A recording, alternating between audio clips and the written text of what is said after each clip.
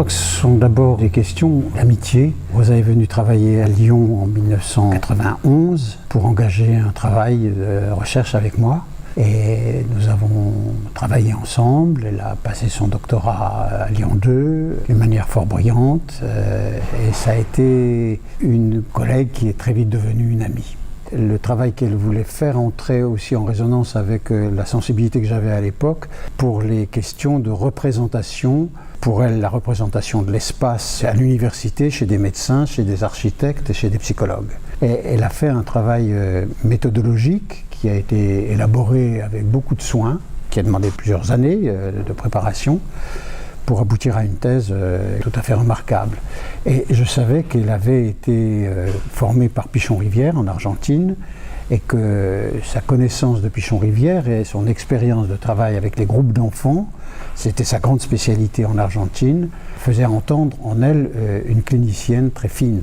Donc j'ai suivi l'ensemble de sa formation, de sa carrière, de sa prise de responsabilité, de création de son association Absilien, et puis la place qu'elle a prise à l'association internationale. Et quand elle a été nommée présidente et a eu le projet de faire tenir à Lyon ce 8e congrès de l'association internationale, j'ai immédiatement répondu que je serais présent au titre du thème qu'elle avait introduit, par amitié et aussi pour le plaisir de retrouver des amis que j'ai connus en Argentine. Depuis 1985, j'allais assez régulièrement en Argentine pour enseigner, soit dans des écoles, des associations de formation de psychothérapeutes de groupe, soit dans les universités. Et c'est dans ce cadre que j'ai rencontré Roberto Losso, Janine Puget et encore d'autres, Isidro Bernstein. Je nomme aussi Marcos Bernard, qui a été quelqu'un de tout à fait important pour moi. Et Roberto et Anna ont aussi beaucoup compté par l'accueil qu'ils m'ont réservé dans leur famille, dans les promenades que nous avons pu faire ensemble, pour discuter avec eux de la situation politique en Argentine. Et je pense que mes séjours successifs en Argentine ont confirmé la sensibilité que j'avais, mais qui n'était pas aussi affirmée du rapport entre le champ politique, social et les processus psychiques. C'est une grande préoccupation des Argentins, des Uruguayens également, des Mexicains, des Brésiliens, que de faire cette articulation. Et je pense sans doute que le travail que j'ai pu faire entrait lui aussi en résonance avec leurs préoccupations. Parmi tous les ouvrages qui ont été présentés lors du pré-congrès, on a vu le vôtre. On a cru qu'il y avait une faute sur la première page, mais en fait, il y a une vraie explication à ce mal-être qui n'est pas en mots composés. Tout d'abord, il me semble que pour parler de ce que Freud appelait le malaise dans la civilisation, qu'il y a un écart considérable entre ce qu'il vivait autour de la crise de 1929, autour de la montée des fascismes en Europe, qu'il vivait également en se demandant ce que la psychanalyse pouvait penser, apporter comme outil conceptuel pour rendre compte de ce malaise.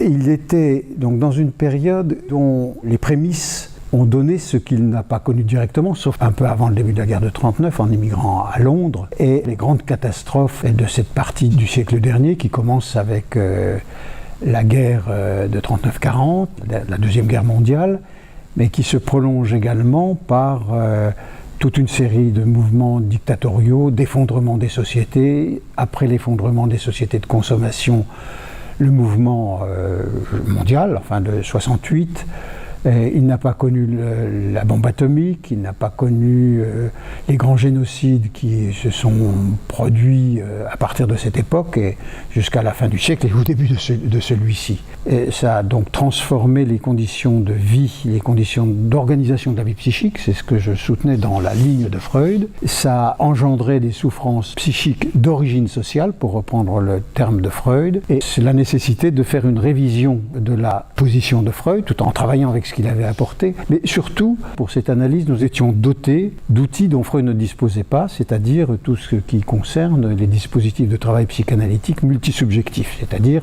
les dispositifs de travail qui ne sont pas ceux de la cure, qui organisent le travail psychanalytique dans cette rencontre particulière qu'est le patient de l'analysant et l'analyste, donc deux personnes, et ces situations multisubjectives où quelque chose que Freud avait pressenti en disant il y a une extension de la psychanalyse qui va changer sans doute les données de la pratique psychanalytique et la cure psychanalytique sera une des manifestations de la psychanalyse. Donc il avait cette vision que quelque chose était possible et devait être inventé pour faire face au malaise. Donc ce qui s'est passé, c'est que ces dispositifs nous mettaient directement en rapport, si on les lisait, avec le souci de comprendre comment s'articule l'espace interne, l'espace subjectif, l'espace des liens et l'espace des ensembles multisubjectifs. Là, nous avions des outils et nous pouvions alors mieux saisir comment ça interfère ces trois espaces, au point où nous pouvons déceler que dans l'espace intrapsychique, il y a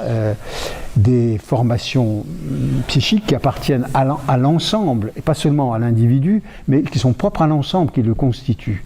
Ça, c'était nouveau quand même comme démarche, et donc c'est à partir de cette problématique, en découvrant ces trois espaces, que j'ai essayé de montrer comment dans chaque espace, il y a des formations psychiques inconscientes, spécifiques, qui font que leur écart, mais aussi les passerelles entre ces espaces, permettent de comprendre la dynamique conjointe de mouvements thérapeutiques chez le sujet, dans ses liens et dans les groupes. Alors, tout ceci est évidemment inclus à un autre niveau, qui est celui des institutions, de la société, des cultures, etc. Mais là, nous ne pouvons que spéculer. C'est-à-dire faire le travail que Freud avait fait quand il a commencé à parler des groupes. Il n'avait pas de référent méthodologique pour le faire, mais il n'excluait pas que ça puisse être un jour possible. Et c'est ça que j'ai essayé de faire. Et encore une fois, je dois ici à la stimulation de la pensée sud-américaine, dans tous les pays que j'ai visités, dans lesquels j'ai travaillé, pour travailler non seulement théoriquement, mais aussi cliniquement, pour essayer de comprendre les effets de la dictature, les effets des disparus, la reviviscence chez les personnes qui avaient vécu la Shoah et qui étaient retournées en Argentine comme survivants, ce qu'aujourd'hui ils avaient à revivre dans le contexte politique de la dictature. J'ai travaillé donc ainsi en Argentine et en Uruguay. Lorsque nous avons demandé à Janine Puget quel est le message qu'elle pourra adresser aux jeunes qui souhaitent se lancer dans ce secteur d'activité, elle nous a tout de suite répondu « Je vous répondrai le contraire, monsieur. Nous avons, nous, anciens, à apprendre des jeunes. » Donc en fait, l'idée, c'est que chacun doit faire un pas vers l'autre. Est-ce que c'est votre conception, votre vision de cette transmission aussi ? Je peux l'adopter dans la mesure où la transmission n'est pas linéaire. Et comme on a tendance à la penser, ça va du haut vers le bas, de la génération antérieure vers la génération plus jeune. En réalité, je crois qu'effectivement, les jeunes nous transmettent aussi de nouveaux modes de vie, les inventent, qu'ils ont quelque chose qu'ils créent, ou qu'ils sont dans la souffrance de ne pas pouvoir le créer. Et ça nous intéresse de l'élaborer avec eux. Mais je pense aussi que ce qui, et là nous avons peut-être une vision différente, c'est peut-être remarqué dans la conférence qu'elle a faite, je ne pense pas qu'on puisse seulement vivre dans l'ici-maintenant de la relation présente. Je pense que nous vivons dans cette relation, dans une empreinte du passé qui se modifie par la nouvelle rencontre. C'est-à-dire que, par exemple, dans un lien de couple, les alliances inconscientes, ce qui fait que deux personnes font lien avec des éléments inconscients, ce sont des choses qui à la fois appartiennent à leur histoire, qui se remet en mouvement, mais qui a une singularité du fait de la rencontre avec un autre qui ne sont ni ses parents, ni ses frères, ni ses sœurs, etc. Il y a quelque chose qui se construit là, dans l'instant, c'est vrai, dans le mouvement de la rencontre. Cependant, je pense que le passé a une puissance de répétition dont il faut connaître les effets, et que de ce passé-là, nous, à notre génération, nous sommes à la fois ce qui nous a constitués et ce que nous transmettons. Donc c'est important de ce point de vue alors de nous laisser interroger par ce qui nous conduit à penser ce que nous pensons et à transmettre ce que nous transmettons. Donc si un jeune vient vous voir, quel est le conseil que vous leur donneriez en premier ? Alors le premier conseil que je leur donnerais en premier, c'est celui par lequel je conclus souvent mes conférences à l'université ou là où je rencontre des jeunes, c'est la psychanalyse a une nouvelle vie. Donc vous êtes la génération qui va porter plus loin cette nouvelle vie. La crise de la psychanalyse est une crise de civilisation. Elle est prise dans toutes les crises de mutation, de représentation, de politique, des repères théoriques, des paradigmes, etc. Et vous êtes en quelque sorte à la fois les héritiers et ceux qui allez continuer, parce que ce que nous vous proposons, c'est aussi quelque chose qui peut servir d'outil à la compréhension de cette grande mutation qui est celle qui s'est préparée depuis la fin du siècle dernier, qui s'accentue avec le XXe siècle. Donc si vous vous engagez là, vous allez revivre un temps de l'histoire de la psychanalyse qui elle aussi aura peut-être un jour sa fin ou sa transformation. Donc préparez-vous et vous êtes outillé par la situation que vous avez dans cette nouvelle société, dans cette nouvelle culture. Vous êtes préparé à avoir une pensée du multiple et de l'hétérogène. Ça fait problème quelquefois parce que l'hétérogène, ça peut être aussi trop de chaos. Vous êtes dans cette culture-là. Pendant longtemps, nous nous sommes arrangés pour ne voir que ce qui était stable. Vous vivez ce qui est instable et c'est dans cette direction qu'il faut travailler. On est sur le 8e congrès de l'AIPCF. Comment vous voyez évoluer ce genre de rendez-vous ? Ce genre de rendez-vous, il est marqué par ce que Rosa tout à l'heure appelait un changement, une refondation en quelque sorte. C'est-à-dire que l'accent qu'elle et son comité ont mis dès la présentation d'hier, de présenter des ouvrages qui représentent différentes tendances, différentes versions de la problématique du soin psychique orienté par la pensée psychanalytique en construction, cette perspective-là déjà nous introduit dans du multiple et dans de l'hétérogène. Au risque du malentendu, au risque de l'incompréhension, mais c'est un risque qui est au moins actualisé, sur lequel il peut être tenu une pensée, un discours. C'est ça l'avenir. C'est les sources diverses de la pensée, non seulement dans le mouvement psychanalytique qui organise donc le travail avec les couples, les familles et les groupes, mais aussi dans le rapport avec d'autres disciplines. Il y a manifestement des personnes qui ont écrit les livres qui ont été présentés, qui ont des formations qui ne sont pas des médecins, qui ne sont pas des psychologues, mais qui sont des travailleurs sociaux, par exemple, qui apportent une autre expérience que celle des psychologues, qui sont dans une proximité où la question de comprendre, d'agir et de mettre en œuvre des structures sociales ou de les créer est une nécessité pour transformer, prendre en compte le niveau méta dont je parlais ce matin dans la conférence. Si vous voulez, d'une certaine manière, je critique aussi la formation que j'ai proposée aux étudiants. Avec d'autres, c'était comme ça toute l'université il y a quelques années. C'était une université qui s'adressait aux psychologues en tant que futurs psychanalystes potentiels. C'est-à-dire que pour devenir psychanalyste, c'est Pontalis, un psychanalyste français qui disait cela, il faut avoir renoncé à quelque chose d'antérieur pour pouvoir découvrir la psychanalyse comme une démarche différente.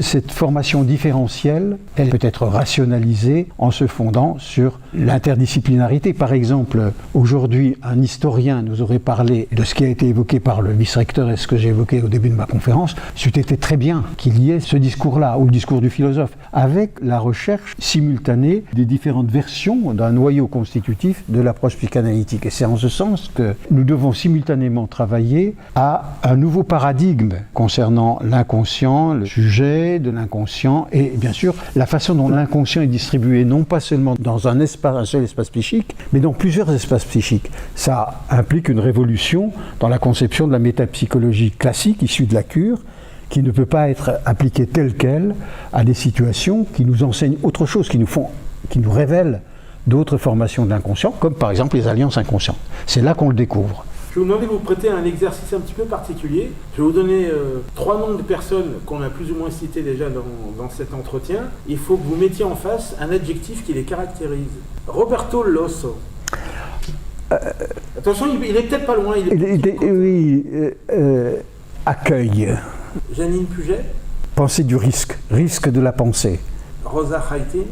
Courage et capacité créatrice dans l'invention des liens et des institutions. René Caes. C'est le plus dur celui-là. Hein. Ah, c'est le plus dur, oui, vous m'en aviez annoncé 3, non ? Oui, mais il y en a un 4e qui m'est venu comme ça. Ah oui, c'est ça, oui, d'accord.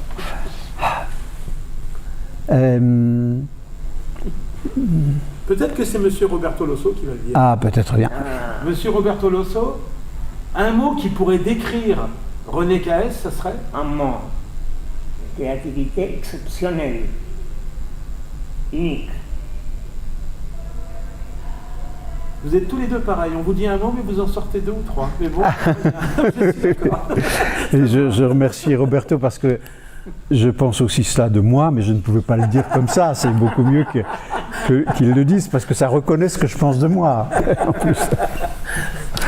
Pour terminer, un message personnel à toute l'équipe de la IPCF. Mon admiration, mon respect pour leur propre capacité de respecter chacun dans une assemblée de congrès où trop souvent on est plus attentif à l'objectif du congrès et de l'institution qu'aux personnes qui la font vivre. Bien sûr, je pourrais terminer par un remerciement très fort à l'Association internationale, mais aussi à la façon dont Rosa a su constituer autour d'elle une équipe, à la fois pour gérer l'organisation administrative, mais aussi, surtout, la pensée scientifique de ce congrès. Ça, c'est une reconnaissance qui me va droit au cœur, parce que c'est plutôt comme ça que je conçois les congrès, que plutôt une sorte de présentation dans laquelle les personnes sont là à titre de vedette, et les 135 communications qui ont été récoltées témoignent dans leur diversité de la vitalité suscitée par l'organisation de ce congrès.